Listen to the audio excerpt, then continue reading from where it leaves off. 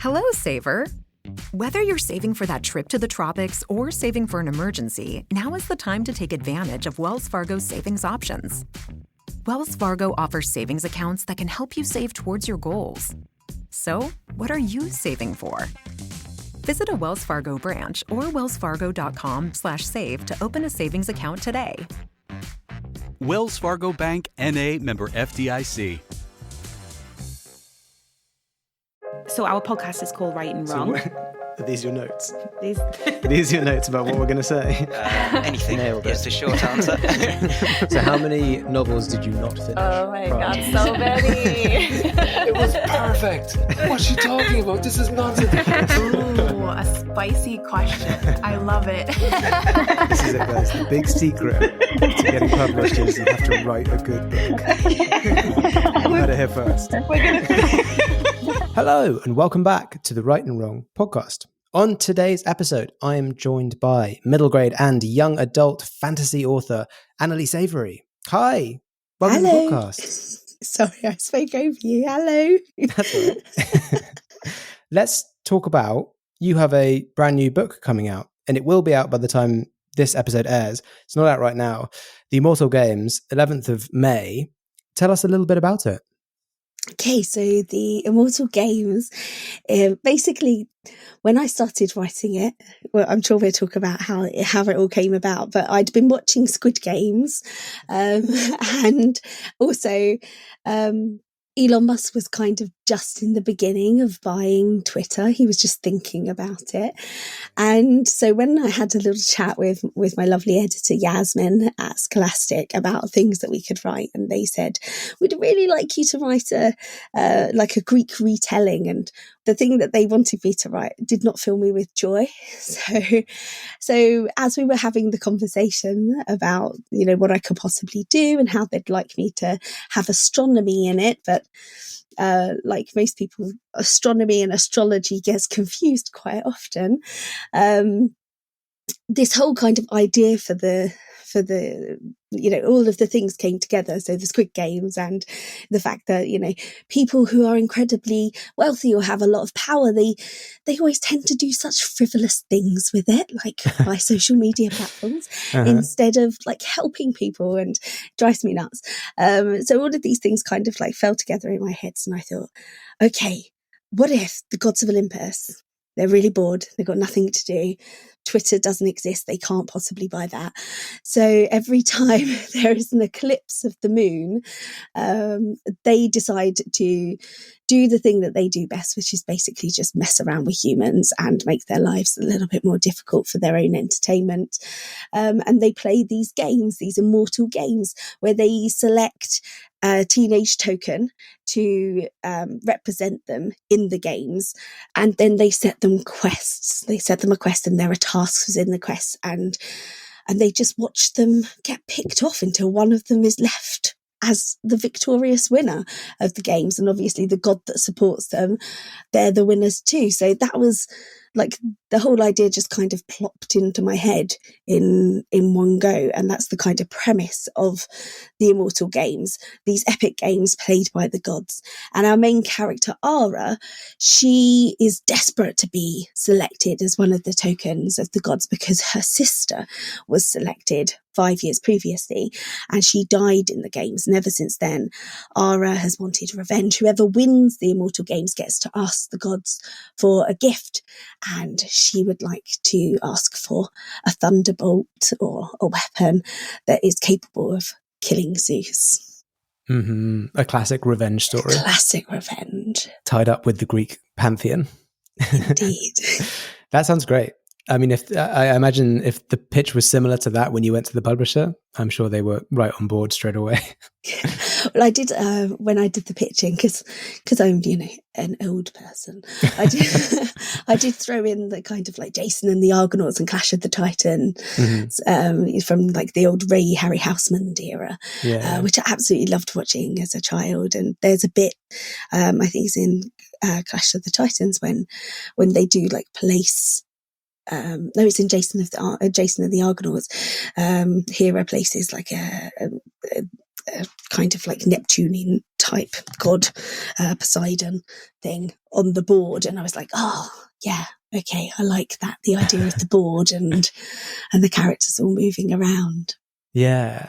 So this is, from that pitch, you might not know it, but this is being billed as a young adult romantasy. There is a romance going out through the thing. And romantasy, for anyone listening who's not sure what the word is that I'm saying, is the fusion of romance and fantasy, which is very big at the moment, especially because there is a lot of popularity around the tropes contained within it. Are those sort of, do you think about tropes while you're writing? No, not really. Like if they come along, I'll try and do them justice. But because I'm a massive pantser, I never really know what's going to come along. And to be honest, I took my pantsing to like a whole nother level with this book. Oh, really? So when we had this chat, me and Yaz, about what I was going to write for the third book, it was in, let me think, it was just before, it was March, the end of March, just before the NaNoWriMo started in April. And I knew I had a really, really short delivery time because Scholastic wanted something by August. I think it was August the 8th or something was my delivery date. So, I thought, okay, well, I'm just going to have as much fun as I can have with this. So I took about a week to get myself an astrology book because I love astronomy. I am an amateur astronomer. I helped to found an astronomical society about 10 years ago. But, my astrology knowledge is quite limited. So I got myself an astrology book and I had a look through and I looked at all of the different star signs and I had a look at the traits. So that did kind of help me to build characters. So in a way, this is the most planned thing I've ever written from that point of view. So I had each of the 12 signs of the zodiac. And then I love collecting images on Pinterest. So I went onto Pinterest and I just collected lots of kind of AI face generated images that I could then use to attach to a person. Then I found a name for them. And then I went and got some D12 dice. Okay. So some 12-sided dice.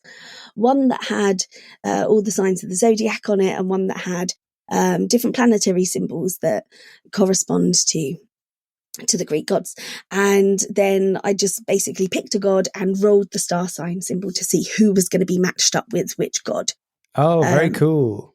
Yeah. So I already knew who my main character was going to be matched up with, but everybody else, it was like open season. So I just rolled the dice to see how that was going to fit together and the dynamics of their relationships. And it was quite interesting having already picked which character traits from the star signs I wanted for each of the characters, then seeing how that would, mix with my image of what those individual Greek gods were like. And then as I wrote the book, I thought, I'm just going to play it like it's an actual game. So the rules of writing it were every time I put my characters in peril, I would roll the dice and play the game and see who was going to perish and who was going to, be in a bad situation, who was going to. So in the game, there is they roll for advantage, disadvantage. So I did that each time. There was a little kind of a trial within the quest. And the rule was that unless it was my main character, that was fine. That I had to abide by in place. Yeah, I had to abide by the rules. And it got to about halfway through the book. And I rolled the dice and I was like, oh, I really like that character. I really don't want them to die. So then I rolled the dice again and I was like, oh, I really like that character. I really do. And I realised that actually I liked them all and it was going to be difficult. So I just killed them both. That's good though. Yeah. Because also I'd set up the rules to the game, and by not abiding by the rules, I felt like I was kind of being untrustworthy with the story, and not trusting it to come out the way it was supposed to be. And to be honest, Ara did come up once, when I rolled, and I didn't kill her, but she didn't have a fun time. Oh, okay. She got punished for coming up on the roll. Yeah, so she came up on the roll, and then she definitely suffered in that trial. So, Oh wow! As someone who plays tabletop RPGs at Dungeons and Dragons more recognizably to most people, that sounds like you kind of wrote this book with a side of sort of D&D. That's kind of how it works. Rolling you set up a situation and then you roll to see the outcome. Exactly. Yeah, it was pretty much like that. That's awesome. And I just had so much fun writing it, and I wrote it so quickly. So my writing process is a little bit scary for some writers. I like to write a first draft, and I always think my first draft is basically me telling myself the story. Mm-hmm. The vomit draft, as some people call it. Yeah, I like to call it my dirty zero. So, yeah, close enough. So I'll write it and then I'll throw it away and then I'll start again with my proper draft. So I wrote the first draft for NaNoWriMo, and then I put it. I'd finished it just before the end of Nano, so I put it to one side for a couple of days, and then I wrote the actual first draft in 6 weeks. Okay. And then I sent it off to Yaz, and we did a little bit of editing, mostly strengthening the love triangle, because I didn't quite realise when I was being romantic. There was a bit when she read it and she was like, "Oh my God, Annaliese, that bit, it's so hot and steamy." I was like, "Really?" And she's like, "Oh yeah." So okay. So we did a little bit of work, and then it went to copy edit, and my lovely friend Nikki Marshall was the copy editor on the book, and yeah, it was just such a joy from beginning to end. And I hope it comes across how much I was enjoying myself when I was writing. I think so. I think it definitely does. It comes through in the writing. You can sort of tell how invested you are in the universe and the kind of setup that you've built and all the characters. Yeah, and most of it, because I pants, and the way that I pants, I don't know that things are going to happen until they happen. So, when the triple-headed sand snakes turned up, I was like, "What? Hang on a minute, where have these guys come from?" Yeah. But yeah, it's just things like that. They just happen, and I feel like I'm, experiencing the story for the first time, as much as the reader is. That's very much the joy of being a pantser or a discovery writer, is the thing happens that your kind of subconscious brings something forwards and you weren't expecting it, and you say, "Oh wow, how am I going to get around this problem?" Yeah, definitely. And sometimes your subconscious brings you delightful problems to get around. When I'd written the first Dirty Zero, I wrote the end and I didn't like it. And then I wrote the end again and I wrote the end again and I still didn't like it. And then when I wrote the actual first draft, the proper first draft, the ending did change, and it changed to the ending that it needed to be. But also a lot of other things changed in that first draft. So in the draft zero, it was written in third person and all the way through. And then when I sat down to start writing the first draft, she'd had about 3 or 4 different names in the draft zero, because I just couldn't find anything that fitted, that was her. And my wonderful agent, Helen Boyle, she came up with a list of celestial names, and Ara is a constellation, a southern constellation. And she was like, "Oh, what about Ara?" And I was like, "Yeah, I like it." I was umming and ahhing about Ara. And as soon as I gave her that name, she came to the front, and that was it. It was her voice that came out.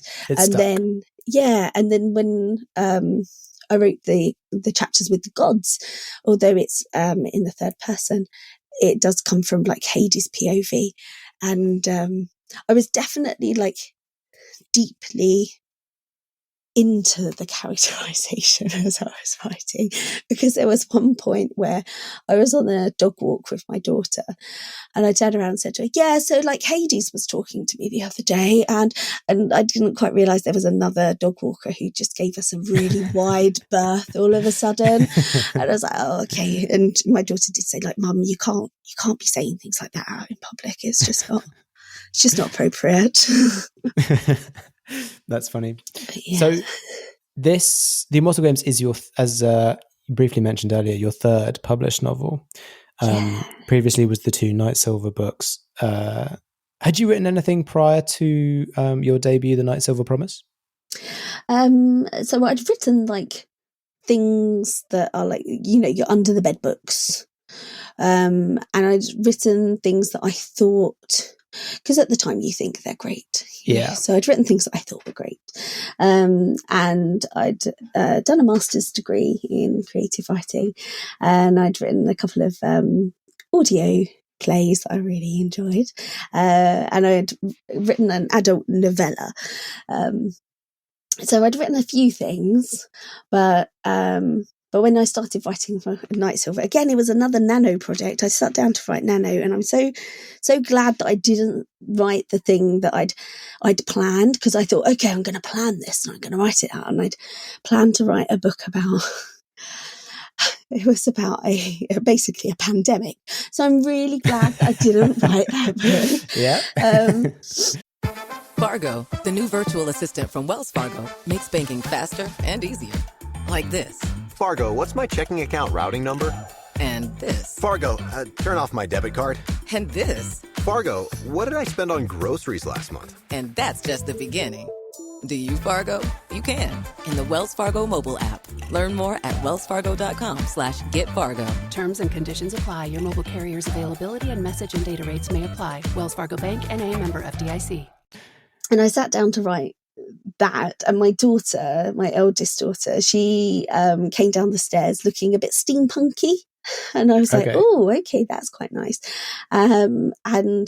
And then I just got this vision in my head of Paisley Fitzwilliam, the main character of The Night Silver Promise, standing on the top of her family home, looking out through a telescope at a comet. And I knew that the comet was really important. And I could hear like this kind of a tap and a cling and a tap and a cling. And I knew it was her brother Dax, and he was sitting on the chimney, whacking his legs against the masonry, as small children do. And I knew that one of his legs was in a caliper.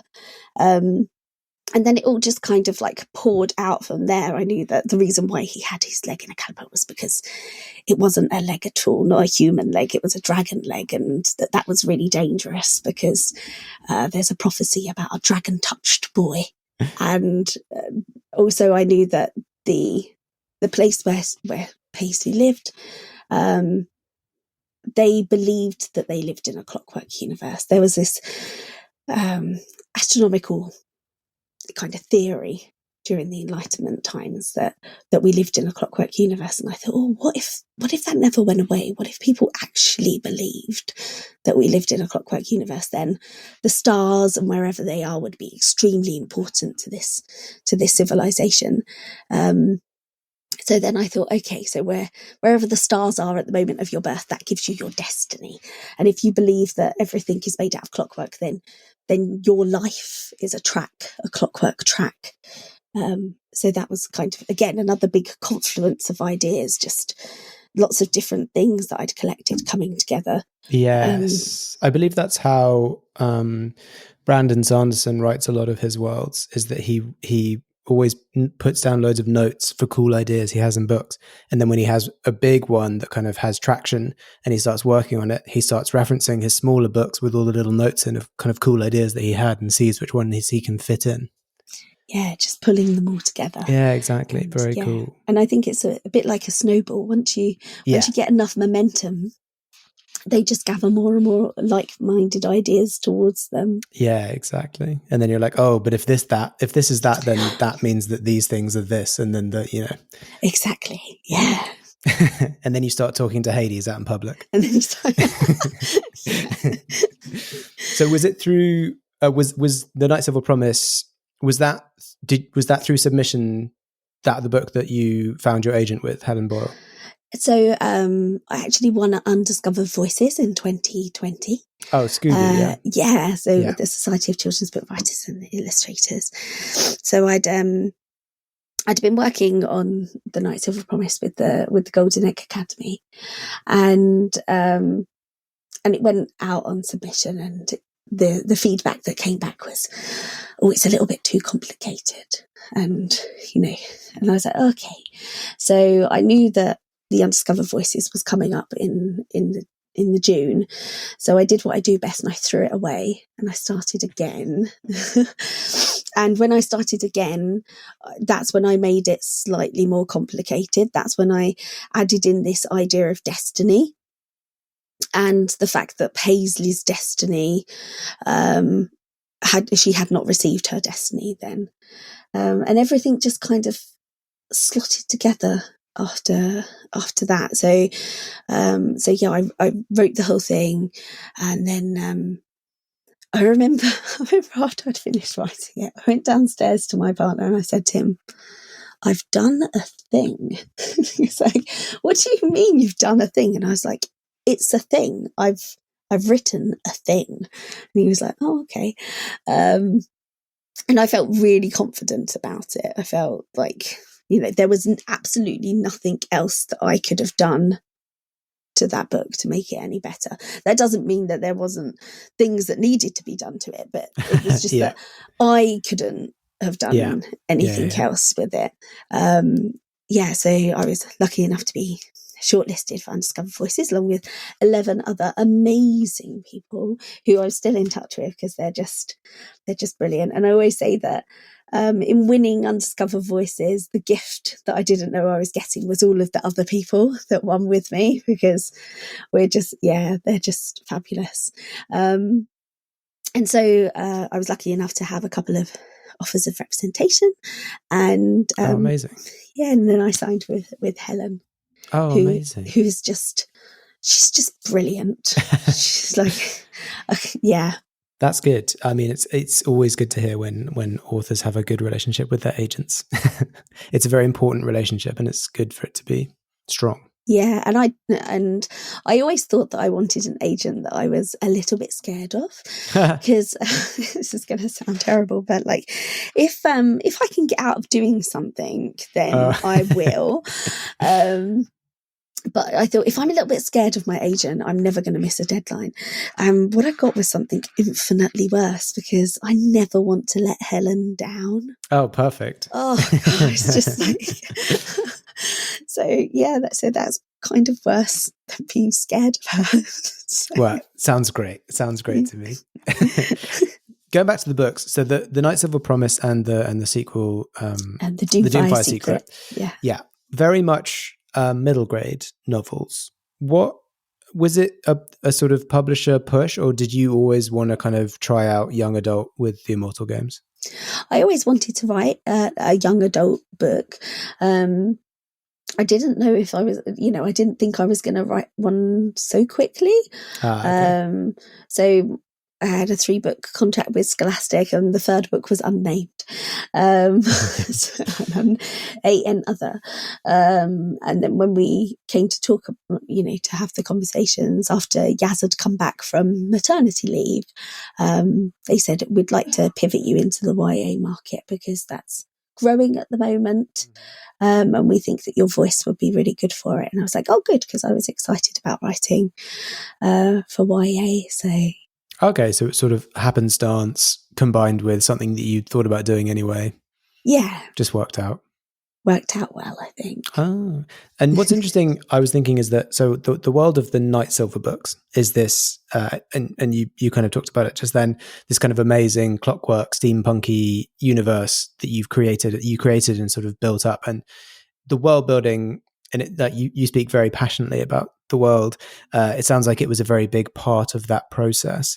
Was it then sort of, did it feel like you hit the ground running doing Immortal Games, where you were jumping into the Greek pantheon with like a mythology that's very well established already? Yeah, in a way, because I did feel like some of the groundwork was done for me.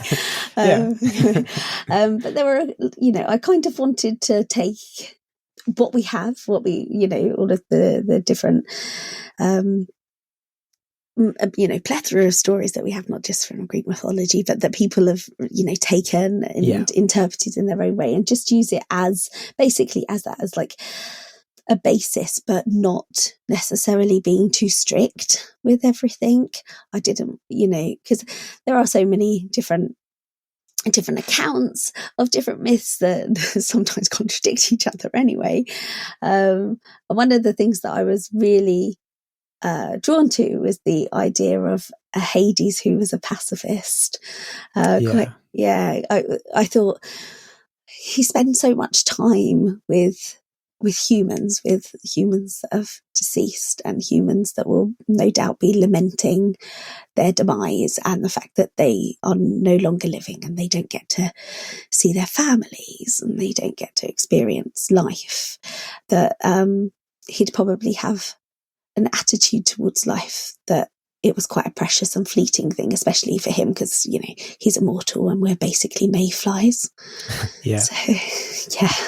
It actually reminded me a lot of Neil Gaiman's The Sandman, his sort of attitude towards the whole thing. Okay, yeah. I love Neil Gaiman's The Sandman. Oh, yeah, just amazing. Yeah, and I can definitely see, there is parallels between Dream and Hades anyway, with the dreaming that Hades is. Has control over. And Hades always is often given the bad end of the stick. He's often cast as the villain in lots of these sort of interpretations, like Clash of the Titans has him as the villain. Animated Hercules has him as the villain, although I love him in that. So it's nice to see a different side. I tried to pay a little bit of homage to the animated Hercules with by giving him piercing blue eyes. Oh, okay. Because he has that blue flame. Yeah, it's very different character-wise, though. But character-wise, that was the only bit, just the blue eyes for the blue flames.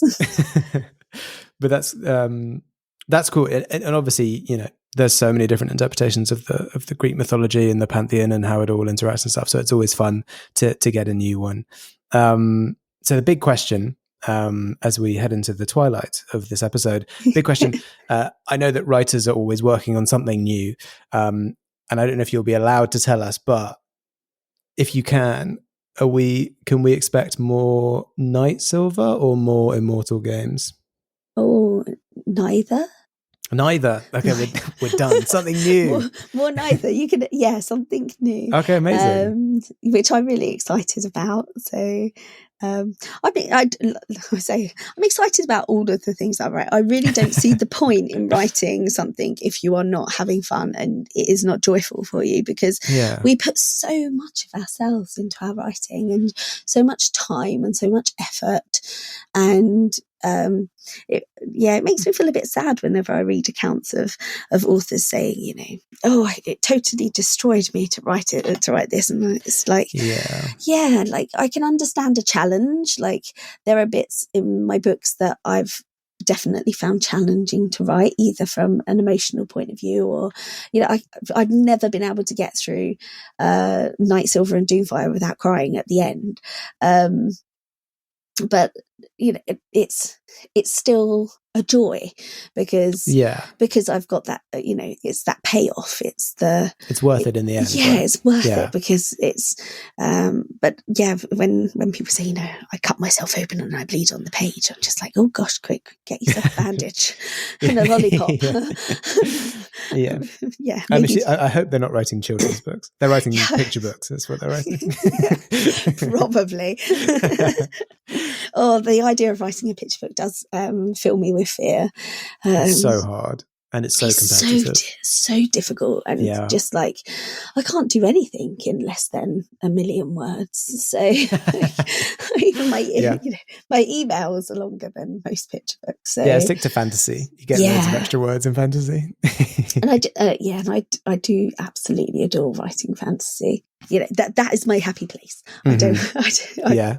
I don't want to write anywhere else. I know what you mean. I'll probably only ever write fantasy, or maybe I'd think about like doing sci-fi, but it would basically be just fantasy, but with a technological skin instead of magic. Yeah. Okay, so Night Silver and Doomfire, I often think of them as science fiction masquerading as fantasy. Yeah, because they're steampunky, aren't they? Yeah, because there is this kind of like science-y underpinning of things, and I love creating book bibles for my stories. Okay. And so in my book bible for the Celestial Mechanism series, there's like all of these little hyperlinks for my editors and anybody else who needs to access the world. And in the hyperlinks, it's got things like this is a Dyson sphere, and this is how entanglement works, and this is how just because those things are like, even though we don't talk about them in the book, they're the basis for how the world, how the world is built. This is it's the groundwork. So I think it's really important to know where your base is, and I think that's why I was able to write the Immortal Games so quickly, because my base was already there. I just had to run on it. So yeah, well, I think with fantasy, people say world building is like it's like an iceberg where like you only see like the top 5% of it or whatever, and then the rest of it you just never hear about. And then the pitfall is people try, because there's so much world building, people want to like show you all the world building, and then that clogs up the story. World and that's building like disease. Yeah. That's a whole other issue. This is why I throw my first drafts away, because my first drafts are always full of me basically geeking out about things, and I feel like if I throw it away, it's almost like I think of my brain as like a story sieve, and I think of the first draft as like I'm cooking pasta. So in order to cook pasta, you need an awful lot of water, and you cook away your story, you cook your pasta, it comes to the right temperature, you then drain away all of that water, and what you're left with in your story sieve is all of the pasta, all of the story. So when I go to write the first draft, I've already got my pasta, it's already there, I've just got to like add the sauce and meatballs. Oh, that's great. I love that analogy. What a great place to bring us to the final question of the episode, which as always is, Annaliese, if you were stranded on a desert island with a single book, which book would it be? Okay, so I had the answer to this question all ready for you. Amazing. It was going to be Good Omens. I love that book. But then I got COVID. Okay. And during COVID, I listened to Legends and Lattes. And it was such a comfort. And I like just fell in love with Viv and the whole world. So now I'm like, I love like Good Omens. I feel like that was like for me the whole kind of package, and it would keep me very entertained, but there might be times where I just need a bit of comfort. So I'd probably go for Legends and Lattes. Legends and Lattes, is that by Travis Baldry? Yes, yeah. Okay, I'd not heard of it. That looks great. Oh, it was delightful. It was just like, I was feeling really, really rotten, and it helped me to feel so much better. A novel of high fantasy and low stakes. That's apparently what it is. It was just a pleasant read. You know, when you just like, it just felt like I was being wrapped up in a nice big hug of a story, and I thoroughly enjoyed it. Oh, well, it sounds perfect for a desert island. Yeah, indeed. I'm assuming that, like, I don't know, I've got Bear Grylls with me or something. Otherwise, I would obviously bring the Bear Grylls quite an Survivor assumption. book. Otherwise, I know How to Get Off a Desert Island would be a good book. Otherwise, so yeah, but not as cozy. So. Not as cozy, and on those really tough days when I've just had nothing but coconut to eat all day, I'll won't have Legends and Lattes. That would be sad. I guess that depends if you like coconut or not. Either way, thank you so much, Annaliese, for coming on the podcast and telling us all about your new book and your old books and your kind of experiences through writing and publishing. It's been really, really great chatting with you. Oh, it's been lovely. Thank you so much for having me. You are most welcome. And for anyone listening, if you want to keep up with what Annaliese is doing, you can follow her on Twitter, Instagram, and TikTok at Annaliese Avery. To make sure you don't miss an episode of this podcast, follow along on Twitter, Instagram, TikTok, and Facebook. And to support us, you can head over to the Patreon. For more bookish chat, check out my other podcast, The Chosen Ones and Other Tropes. Thanks again to Annaliese, and thanks to everyone listening. We'll catch you on the next episode. Hello, saver. Whether you're saving for that trip to the tropics or saving for an emergency, now is the time to take advantage of Wells Fargo's savings options. Wells Fargo offers savings accounts that can help you save towards your goals. So, what are you saving for? Visit a Wells Fargo branch or wellsfargo.com/save to open a savings account today. Wells Fargo Bank, N.A., member FDIC.